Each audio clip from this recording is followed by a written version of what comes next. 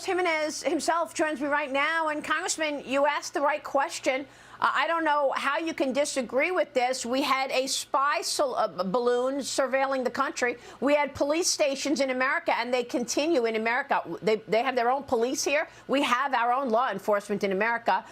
They had a cover-up of COVID-19, which we never were able to investigate the Wuhan lab. That's just the beginning. The list is long of all the aggression coming at communist China, and yet the U.S. is begging for a meeting over and over again, to the extent that as they were on their way to the meeting, the Chinese hackers are hacking into their accounts. Yeah, it's actually pitiful. Actually, the question that I asked before that, well, when was the last time that the Chinese asked us for a high-level meeting? And he answered that there was that we had agreed to or they had agreed to come over after we asked them to come over.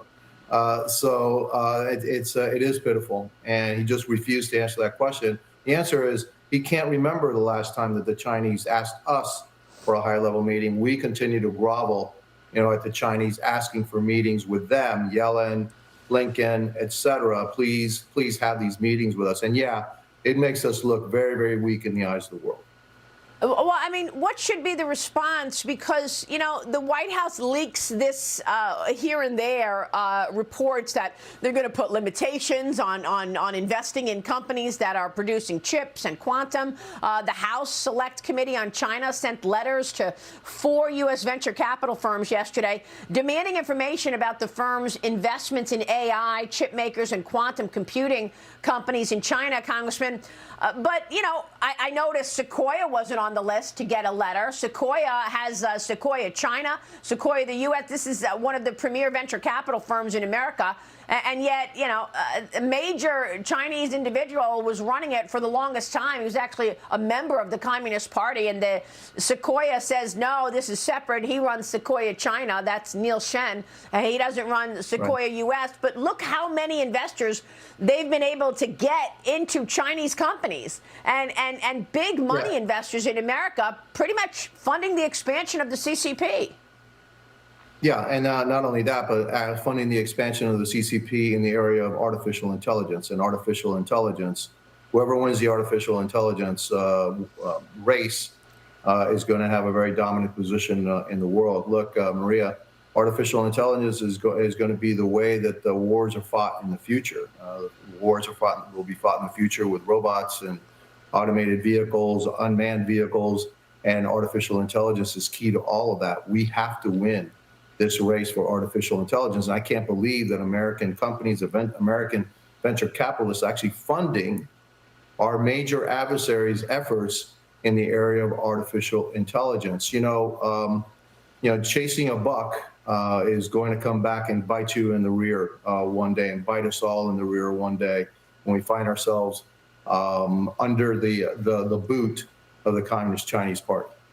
Yeah, but I mean, Congressman, come on. There were enablers in corporate America and enablers in the corporate sector during World War II as well, right? And now we see enablers in corporate America, but we all know that the tone is set from the White House. The tone is set from the Congress. I mean, give us your sense of what the White House should be doing now to keep America safe? Or is this president so compromised that Beijing has something on him that he won't actually push back on any of this aggression?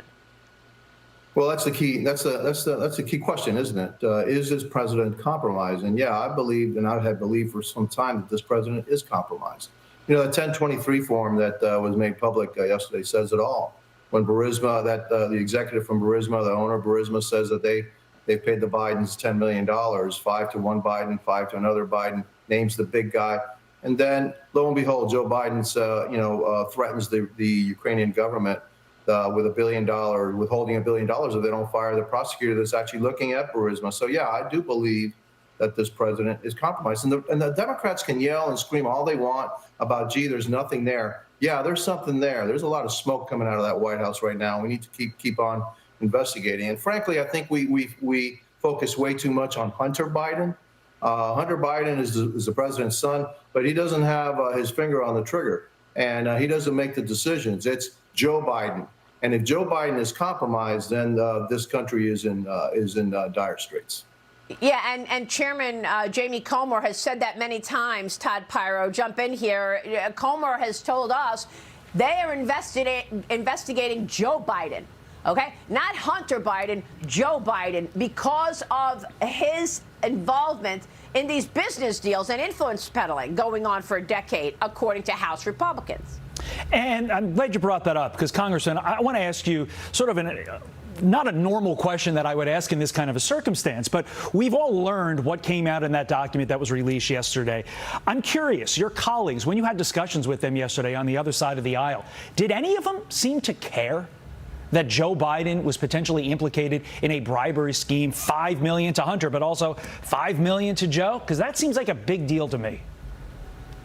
It's a huge deal. And, you know, they try to make it like it's not a big deal because that also gives cover to the mainstream media not to cover it. See, there's nothing there. Don't worry about it. It's a nothing hamburger. There's nothing burger there. There's a big burger there. There's a huge fire burning there. And that 1023 form, you know, what it does, it verifies what you suspected, what happened in, you know, when he was vice president and the whole issue with Burisma and the prosecutor and all that, which he bragged about. You know, that is an impeachable offense. That's quid pro quo. That's influence peddling, and that's bribery.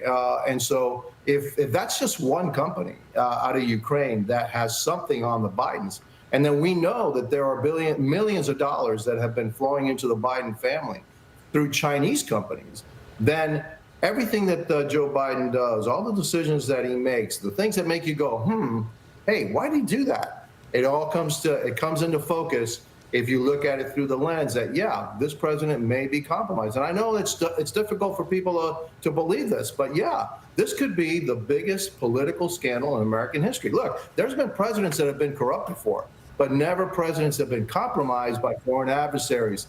That's what makes this different. And there's plenty of smoke there. And no matter what the Democrats say, there's smoke there, and we need to go after it, and we need to look into it. Do you think Biden should be impeached? At this point, not yet, because we don't have all the proof. We need to continue to dig, and we continue to dig until we find it. Every day, you know, Jamie Comer is finding new things, new revelations, new money, more money coming in to the Biden family, and we got to make our case before the American people to the point that even the mainstream media can't look away anymore. That's the issue too, because half of the people in the country think that he's compromised, and the other half think, no, there's nothing there. It's just the Republicans, you know, with crazy, you know, conspiracy theories. This is not a crazy conspiracy theory. Things are fitting, and they fit pretty well into that narrative that, yeah, this president may be compromised. Truly stunning. Congressman, thank you. We'll be watching all of that. Carlos Gimenez.